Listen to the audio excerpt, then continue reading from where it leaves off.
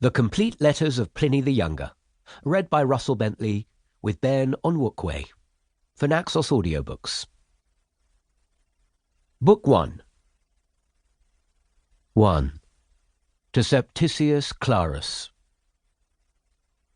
You have constantly urged me to collect and publish the more accomplished of the letters that I may have written. I have made such a collection, but without preserving the order in which they were composed, as I was not writing a historical narrative. So I have taken them as they happen to come to hand. I can only hope that you will not have cause to regret the advice you gave, and that I shall not repent having followed it. For I shall set to work to recover such letters as have up to now been tossed on one side, and I shall not keep back any that I may write in the future. Farewell. 2. To Maturus Arrianus. As I see that your arrival is likely to be later than I expected, I forward you the speech which I promised in an earlier letter. I ask that you will read and revise it as you have done with other compositions of mine, because I think none of my previous works is written in quite the same style.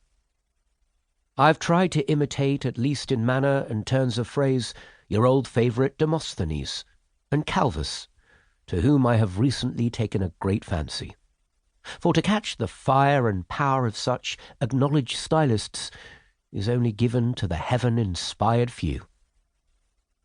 I hope you will not think me conceited if I say that the subject matter was not unworthy of such imitation, for throughout the whole argument I found something that kept rousing me from my sleepy and confirmed indolence. That is to say, as far as a person of my temperament can be roused. Not that I abandoned altogether the pigments of our master Cicero. When an opportunity arose for a pleasant little excursion from the main path of my argument, I availed myself of it, as my object was to be terse without being unnecessarily dry.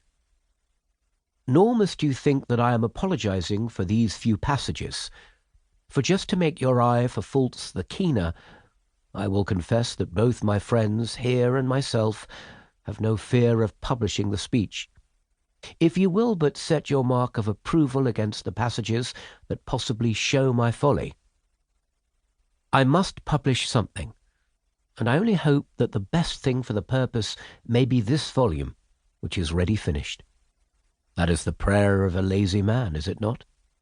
But there are several reasons why I must publish, and the strongest is that the various copies I have lent out are said to still find readers, though by this time they have lost the charm of novelty. Of course, it may be that the booksellers say this to flatter me. Well, let them flatter, so long as fibs of this kind encourage me to study the harder. Farewell. 3. To Caninius Rufus. How is Comum looking, your favourite spot and mine? And that most charming villa of yours, what of that? And its portico, where it is always spring, its shady clumps of plane trees, its fresh crystal canal, and the lake below that gives such a charming view? How is the exercise ground, so soft, yet firm to the foot?